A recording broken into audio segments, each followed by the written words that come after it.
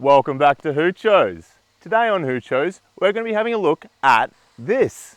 This is a 120 square meter market farming greenhouse startup put together and run by Rob. Now this is Rob Cross, and he has been on a journey from conception through to market of building yourself a greenhouse, organizing all the plants in there into a way that you can take them from seed to market and make some money. That's the hope. Yeah. That's the hope. So do you want to give us a little bit of a background about yourself? I've got 20 years experience on the big farms, mainly growing tomatoes, cucurbits. And doing that's actually what encouraged me to grow my own. Being a commercial sprayer on the big farms, I really didn't want to eat what we send to supermarkets. What the big guys demand, we spray on them, the chemicals, the fungicides. So that inspired me to start growing my own. Well, being a dirt farmer is slow and tedious, whereas hydroponics, I got a lot more out of it. I don't have the patience for dirt, whereas hydroponics comes on a lot quicker and you yield what you put into it. Absolutely. All right, well, how about we go inside and have a look at what you're growing? All right, so let's start with the greens that you're growing in your NFT system. What market demand have you found for greens? I guess what varieties have you found most popular, and what would you recommend for growers entering this space? Good question, mate. That has surprised me too. The lettuces, I've tried a few oak leaves, a few reds, a few greens, a butter lettuce. Customers keep asking for cos. Yeah. So I've got some cos in, both some red and some green. I've found that wrapping the lettuces up late the night before, wrapping the roots up, wrapping those up in a bag and bagging them, they sit on the shelf nicely the next day. Customers are loving them. They sit in the fridge lovely for a week. And as lettuce goes, they don't taste too bad either. Absolutely. The herbs walked off the shelf on Saturday. Oh, that surprised me. So what have you got in the herbs? At the moment, I'm doing basil, coriander, dill, chives up there, chives, and spring onions. An agronomist who did help set me up could not specify any more the importance of putting chives in a hydro system. He did explain it to me, but it was in an agronomist language that I just nodded and pretended to understand. As he said, that what the roots expel, what they do, helps the water, cleans the water. It's an insecticide. It's a sacrificial plant for certain bugs. So I've got quite a few in. So you're using the chives as a pest control as well as a sacrificial? I've been told that, that's correct. Same with my basil. You'll see basil is first line of defense, first row at the door. And I'll put basil every 15 rows. Over the years, I've seen grasshoppers climb over tomatoes to destroy a basil plant. And you're gonna have to forgive us. The humidity in here is phenomenal. Like I'm dripping right now, which is actually really good. No, that's great. The plants love it. Temperature isn't any higher though. No, it's not. It's about 30 degrees outside, and it's about 30 in here. So let's talk about the greenhouse that we're standing in. Where did you get all your ideas, and what was, I guess, the design based upon and made to accommodate for environment-wise? YouTube was my friend there. I watched hundreds and hundreds of greenhouse construction builds. Why did I go the 3-bend? Convenience of a simple hydraulic bender. And I've seen your bender. It's just one of those simple press jigs, and you bent all these pipes yourself and did the welding yourself. Very simple. A little bit of gasless MIG. The welding was cheaper than clamps and bolts. Absolutely. A lot of shortcuts were taken for the price. We're probably looking about $3,000 for the greenhouse. For the whole greenhouse? For the whole greenhouse. My 4.4 by 8 greenhouse cost me $2,000, so this is like a lot cheaper per square meter. 25 mil or 1 inch gal pipe, a couple of rolls of shade cloth, a roll of thick, I went thick greenhouse film. This is the Noosa hinterland. We do get some wonderful storms here. Absolutely. And you went the same basic design as me. You've got the impermeable roof with the shade cloth sides, and that is perfect for our climate, which is, you know, Wide Bay, Burnett, Noosa area. You're looking at really good environmental conditions year round. And you were saying that in the winter? Oh, temperatures drop here. We get down to 0 through winter. So I will be putting up roll-up sides all around it. I've got leftover roll of the roof material. So I know it's going to be a pain, but I'll roll them down every every morning and roll them back up every night. So Rob's about to build another greenhouse next to this one. Now, what would you change if you were to build this greenhouse, well, when you build this greenhouse again? Structurally, I'm going to do it the same. Yep. It was so easy to put up in a couple of days. Yep. The plastic, I've had no problems with it. They're giving me 3 to 5 years use out of it. We've been through some good storms and it's held up to all of those. Yeah.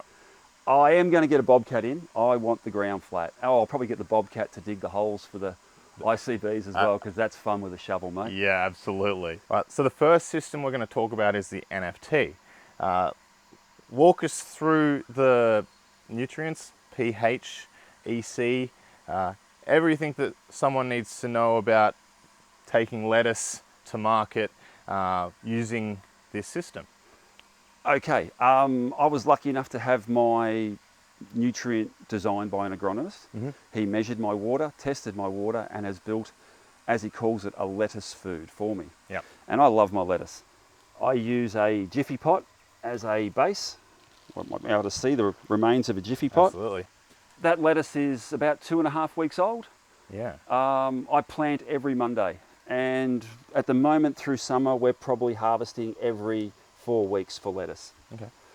Lettuce has worked really well. I can't question the way the lettuce has grown. I did add bok choy, wombok. My basil is showing certain symptoms. Coriander, kale. They all showed a discoloration. Yep. They didn't suit the lettuce food. Right. The food was made for lettuce.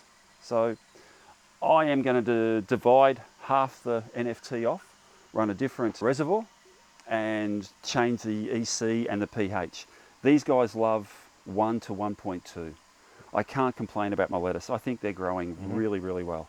And this is nutrient specific too. So for my nutrient, I found that 1.5 is the perfect EC, but that depends on the nutrient you're using. Don't just take that and apply that to any system that you've got. But for your nutrient, 1.2. 1 to 1.2. Yep. In winter, he did say I can get up to 1.5. Yep.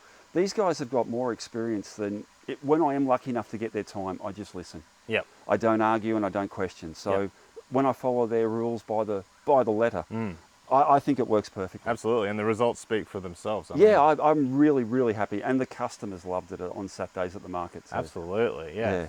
So how are you packaging these? I've found that if I put a small bag over the roots and keep them wet in that Jiffy pot, and then put them in a lovely lettuce bag, they're sitting on a table in a marquee from early morning to lunch. They're not wilting, they're holding up shape, they're keeping their colour. Yep. Customers are really happy with them. Right. You're also bagging up mescaline mix? We did try that on the weekend. It was the wife's idea. I have trouble saying this. She was right. I hope she doesn't see this, but hey, I've got to admit it, she was right. She used 4 different types of lettuce. She used the beetroot leaves. We actually spoke the other day about growing more coloured lettuce, more red lettuce. But yeah, no, she did a great job of that. Flow rate in this system. Yep. I can see that you've got one 4mm hose coming out, and it's running at a rate of, looks like about 750 to 1 litre per minute from your 4mm at the end. Correct. And the fall over the whole system? The rule of thumb I was given was 3 centimetres per metre fall. So you went more though. Per metre, because it's 3 metres, These right? pipes are 3 metres, 12 plants per pipe. Yep. And we've got about a 9.5 to 10 centimetre fall. Okay, yep. So yeah, 3% fall. Yep. I have heard you mention on shows more would be fine, and to do it again, I actually would go a little bit more. Yeah, okay. And do you get pooling issues? No, I haven't had anything at all. Okay. The only issue I did have is I had some 6-week lettuce up at the my first trials, and they did start to clog up a little bit, and I had a little bit of water coming back out. Yep, absolutely. But to fix that, all I've got to do is find someone with a 3D printer, make some end caps for me, and I'll be happy. And we have talked about that too. I mean, realistically, the only thing you'd need to do to increase the fall is just raise these up. I think there's a scrap bit of wood here to raise these Absolutely. up, because there's some new heavier lettuces here. Yes, sweet. Yeah. Again, these are about 2.5, 3 weeks old. Yep. And I plant every Monday, as I've said, in the design for harvesting them on a Sunday or a Saturday. Well, you should just blame the guy that helped you put these in, really, because he's done a terrible job. Oh, mate, you know, when you get free help, you've just got to take what you get. So down there in the corner, we've got 1,000 litre res for the NFT. Correct. And it's a Davies pump, so it's a house pump. Yes. That just runs 24/7, pumping up to all of the channels. It's working like a dream. It hasn't failed. Absolutely. I run one small filter on it. Right. One trick I did find was a really quick build-up of algae in the tanks. Okay, yeah. And a simple can of black paint. Yeah. I've got no algae in my tanks anymore. In theory, if I could have got the black 1,000 litre shuttles, but they're hard to find. They're like double the price too. They are. If you can clad it, it's even better because you get that, the gap and, and the insulation. But I mean, you do what you can. Is that restricted at all? I've got it coming up to the top going left for the NFT and right down. Yep. And the feedback is turned to half. Right. And I've got a standard 13mm pressure hose handle underneath. Yep. Just to spray it, just to aerate the water. Cool. People say that you need aerators, fish tank aerators. I can put my hand in, I've got no slime, the surfaces of the walls are clean. I'm happy with the aeration. Well, also, when it's circulating like that, you'll get no mosquitoes, but the NFT itself, the nutrient film technique, which is what you're doing here perfectly because it's only a film on the bottom of these channels, it should provide enough oxygen exchange with the roots half submerged anyway. The media in the NFT is Jiffy peat pellets. They look like extra large ones too. They're the 40mm. Okay, they're larger. I have been using the 30mm, actually the 44mm, and I have been using the 30mm, but I won't be using Jiffy pots anymore. Right. A box of 1,000 was costing me $100.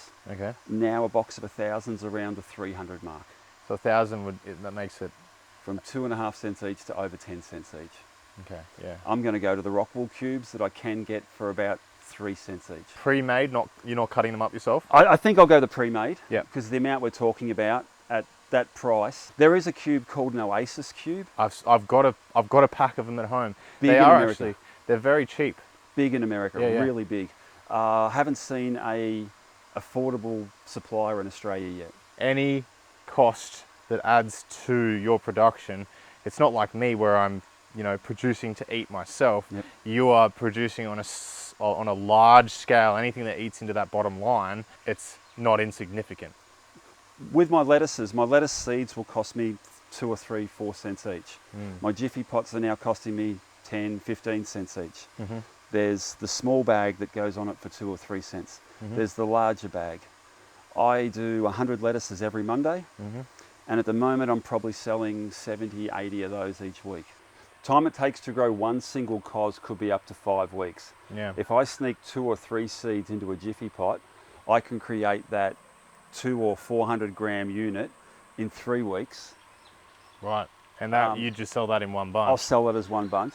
So yes, I'm paying for 3 seeds, not one. Right. Silly thing to say, but if you smell those roots are fresh. If you look at those roots, they're white, they're clean. I love the smell of clean roots. Cos too. It's a lovely, it is a clean smell, isn't it? Yes, it is. Oh, these are the Bato cups. Yes. What's the size of the net cup? That's a 3-inch net cup. Look at that. Look at those roots for healthy. I love that. We'll have a look at the bottom of those. Look how white those roots are. And what's this? This is parsley. Parsley. I should know that. I hate parsley though, so I try and stay as far away from it as possible. That is NFT done well. I love that. Now we can burn it. Can you pull one of those lettuce out for me? I can. An oak leaf lettuce. And we'll have a look at the roots on that too. Like, look at that. That's 3 weeks old. What's today, Wednesday? That will get harvested in theory, on Sunday. Yep. You can see the NFT working there as well. All right, so next we're going to talk about your Bato bucket system. Now, these are commercially available Bato buckets, and you're growing cucumbers? Correct. Pickling cucumbers? Long greens, short greens, and a white cucumber. They're trials. Trials. And multiple different varieties of indeterminate tomatoes. Correct, yes. 5 different varieties. There are commercial strains, disease resistant, blight resistant. I can't complain about any of them, but 2 of them really excelled. I had this thought in my head that my customers want big, beautiful tomatoes. But at the markets, I've been surprised that 50% of the customers actually want the smaller tomatoes. Some prefer the bigger. I prefer the bigger. I prefer the flavour in the bigger tomatoes. Yeah. So I've just got to grow a mixture of both. Right. Which is great. We've got some varieties here like the Petulia or Atia. Oh, they're stunning. What's come off them has just been... I've got 50 plants. I've picked about 120 kilo off these so far. And I can't see why there won't be another 200 kilo to come off them. No, they're just so healthy. Like, the green in the leaves is phenomenal. It's really hard for you to see from all the shots that I've been taking, but they are just loaded with fruit. They are. Like, it's all back in behind the canopy, Yep. but there is just so much fruit on them. Find an ugly piece of fruit. Find a scarred or a weird or a ugly bit of fruit. Not that I've been looking, but there's not been any blossom end rot. There's nothing throughout. And the method that you're using to hang them or to train them, I really like, because it looks a lot easier than the string it up method that I've been using for my tomatoes. Can you explain that method for us? Definitely didn't invent it. On the big farms where you have the kilometre rows of tomatoes, this is how they're tied up. Right. We use the wires on the big farms, and they run a wire every 200 mils. I'm using a string which does the same thing, and I will tighten them. I will pull them as tight as I can and tuck all the branches in. They keep their weight, they keep the fruit. What have we got? 12 plants between post to post. Yep. At a guess, there'd be 200 to 300 kilo of weight there. Yeah, right. In between leaf, branch and fruit. Yep. So they're holding up quite well. And the string that you're using? One of the produce stores, standard balings twine. Yep. I think it's about $30 for 2 kilometres. Cool.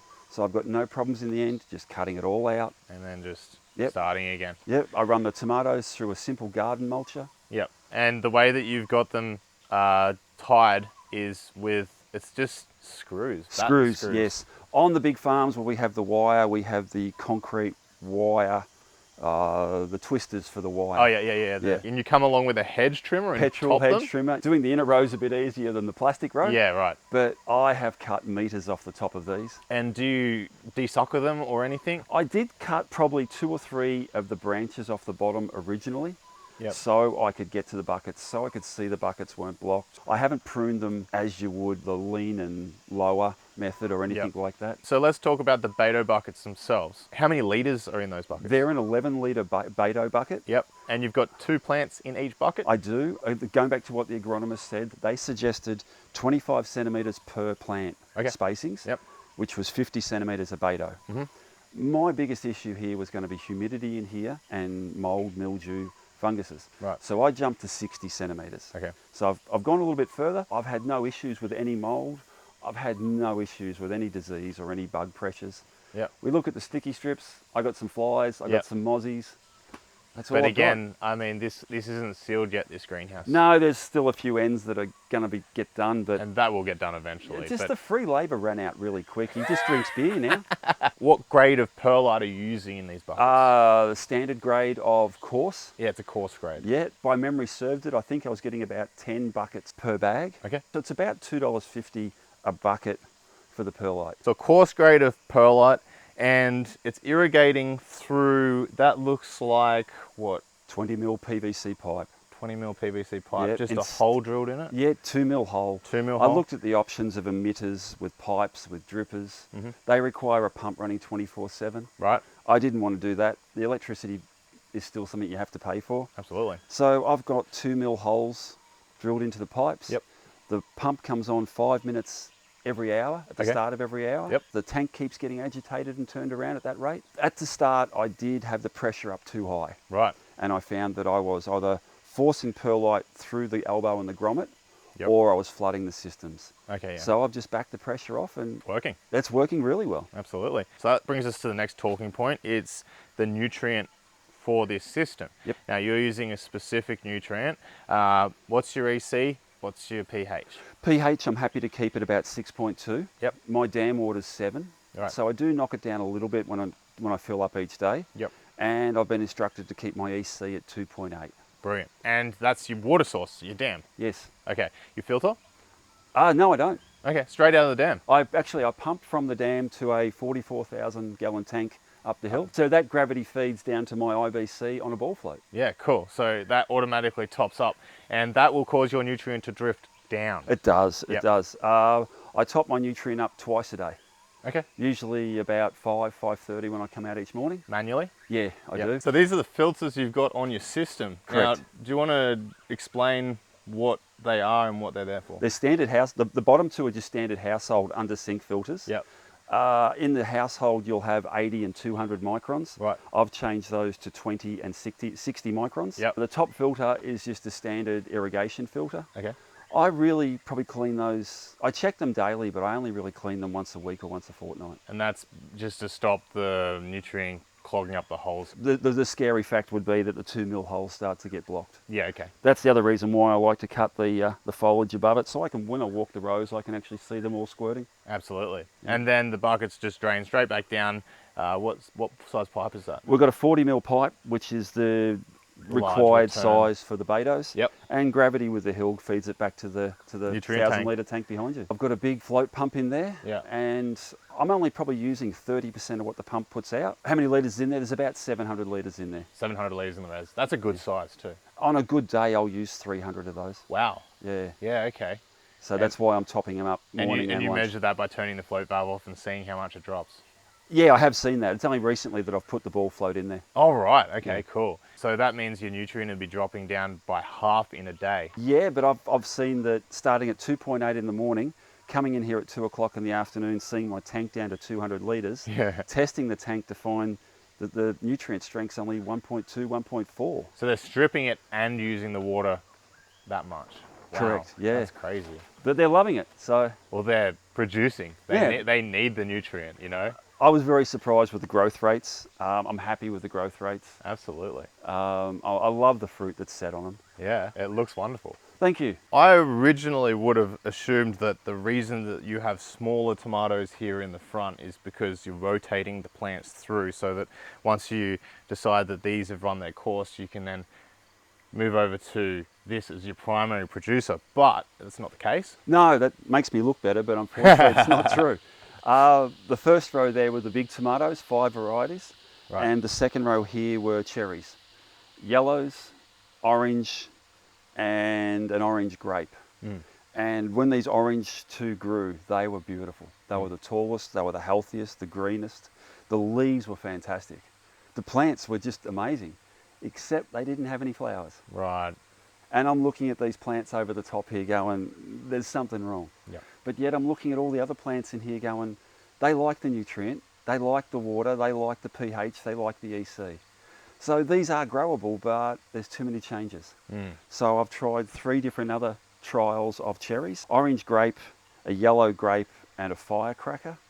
A red grape with a white stripe in it. I'm seeing some great flowers on these. I can see some clusters all through these. So you think they're going to yield already? I'm really happy with these. Yeah. And up the end, I've seen some of the beautiful banana tomatoes. Yep. You've got the yellow ones. Yep. They really nice. You were at the market with me on Saturday, and we were both blown away by customers. They were just scrambling reaching over each other. Yeah. I was waiting to see one of the ladies just actually elbow another lady for a punnet. There was one point where they were just crowded around the camera and the tripod, just completely oblivious to it. And I was standing back just watching, going, this is great B-roll. Yeah. It's all trials. Before the markets, I would have suggested I was going to grow 4 rows of big tomatoes to 2 rows of cherries. Right. Well, the next greenhouse that's up in the next few weeks will be 4 rows of cherries, and I'll have 2 rows of big tomatoes up here. Reach in, grab a tomato. There's a lot of fresh tomatoes in there. There's some great colours. Some of the bottom row to start with, I mean, that's 200 grams. That's a beautiful tomato. It looks perfect. It'll cut with a butter knife. It's got lovely flavour. Yep. Will it match up to your black crim? Oh, I don't know. But, you know, that'll keep way longer. Yeah. Because I know my black crims, I end up giving most of the ones away when I get like big yields because they're very soft. Yep. They won't refrigerate well. Yep. The meat bruises very easily.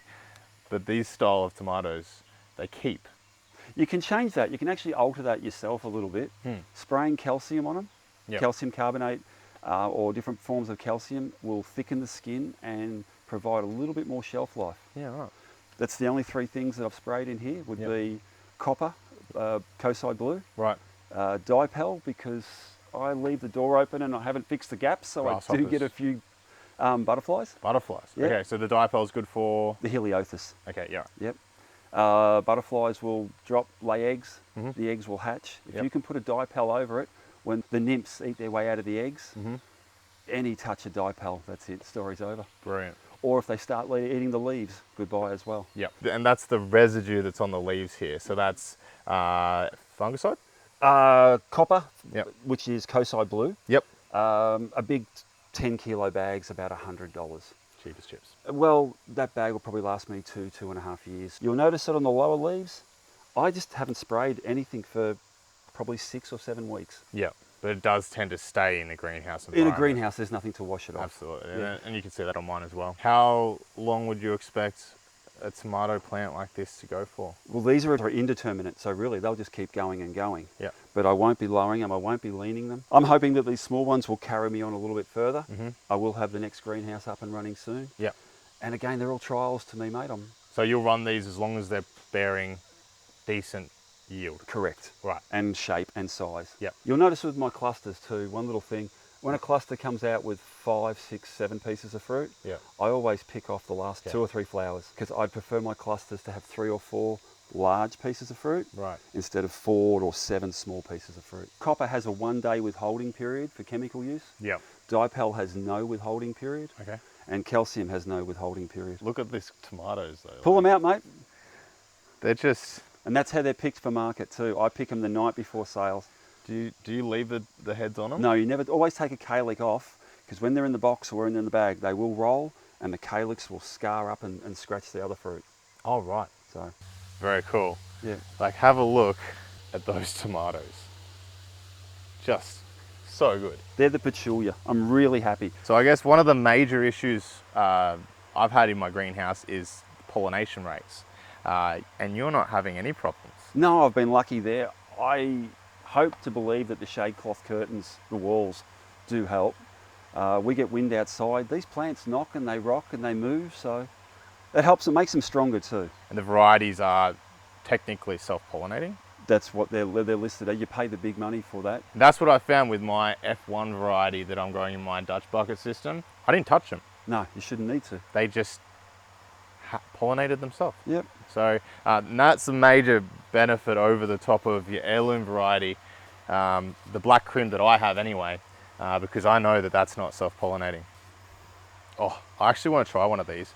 So these are the banana toms, and some of them have this really nice green pattern down the side. If you pick them a couple of days ripe, or a couple of days before they actually have a green stripe. I've seen it, it looks fantastic. But as they ripen, they'll lose their colour. Yeah, yeah. Except for the new firecrackers that I'm growing down there are red, and the white stripe doesn't come out until they're ripe. Oh, okay. I'm gonna give it a go. Yeah, they're quite nice. Oh, yeah, that's really good. Yeah, it's not too bad. Really bloody good. You'll be leaving the remains. You're not getting the seeds, by the way. I'm eating them. Why can't I have the seeds?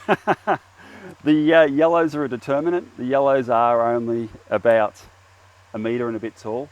They're planted in between some... The bananas? Yeah, the yellows, the bananas. They're planted in between some cherry bites. Oh, they're a determinant. They are a determinant. So the bushy type? Yep, and like there's no tips to take cuttings off. Right. So it was a bit late. You say I can't have the seeds, so that means they're not an F1? No, they're not an F1. They're just an old heirloom one that I purchased through a... They're bloody brilliant. They aren't bad to eat, are they? No. Yeah, the customers love the flavour. That's brilliant, that is. Yeah. Yeah, yeah. Well, it's all gone. Yeah. So are you serious that I can't have the seeds? Mate, you helped me build half this greenhouse. Of course you can have the bloody seeds. Oh, good. So this is actually only a facet. I mean, it's 70% of what you do at the market, but there is another 30%. The indoor plants. Right. Correct. So let's have a look at your indoor plant nursery. So this is your nursery for all your indoor plants. Yeah, it's been hard work, mate. Cheers. Cheers. Thanks for your help today. Yeah, no worries. That's good. I've found that I can attract customers to see the plants and then buy veggies. Or I've actually had customers come over to buy veggies and then say, oh wow, your plants are amazing. And the plants are my wife's love and passion. So to share a hobby, mine being the hydro veggies and my wife's being the plants, to share that passion together and unite it, expand and make an income out of it, it's happy days. You can have those create an income at the same market store. Yeah. Which is hugely beneficial. You don't have to go to multiple different places. Well, that seems to be working so far. We never knew how big this would get or if it would get, but the response has been great. Certain markets on the Sunshine Coast, Pomona has been a fantastic market. Well, but when you're at the market, could you stand still without people walking up and just talking to you? No. You couldn't. How friendly are the people there? Yeah, and I don't find them as customers. I just find someone who's going to come over and share the product that I'm growing and then give me money for it. And I'm really enjoying it. And the people at Pomona and other Sunshine Market, it makes the job a lot easier if you can enjoy it. Thank you, Rob, for having us and showing us around your 120 square metre greenhouse. The start of a few to come, mate. The start of a few to come too, so it's obviously working for you. Customer demand's there. Yeah. I enjoy it. I get up every morning and I enjoy it. Yeah. I'm in the greenhouse at 5 o'clock every morning. I got a coffee in hand. I'm walking around checking ECs and pH. I love it. I jump out of bed to do it. I'm not being sarcastic or silly. I really do jump out of bed to do it. Yeah. So, and the response at the market of people just happy to buy fresh produce. Well, thank you for letting us in and letting us see your process and all the hard work you put in to take to market every weekend. And hopefully it's given you guys some information that will help you if you're on the same path as Rob. And I wish you all the best with all your market stalls to come. So if you're around the Sunshine Coast region in Australia, head down to Pomona markets. Saturday mornings. Yep. And go and see Rob. And he's got some really delicious hydroponic produce for you. Thanks, mate. No worries. I'm not the only stall holder there with some good gear. Absolutely. And there's a lot of really friendly people there, so I enjoy it. I'm sure the customers will too. And it was a really good atmosphere. Pomona's a lovely place in the world, and that markets is... It's not bad, hey? It's pretty cool. Yeah, I really enjoy it. Yeah, I enjoyed it. Yeah. All right, well, thank you for joining us today on Hoochos. Thank you, Rob. Thanks, matey. For having us. And we'll see you next time. Happy hydroponicking. Cheers. Cheers. It's actually good beer. It was colder. It's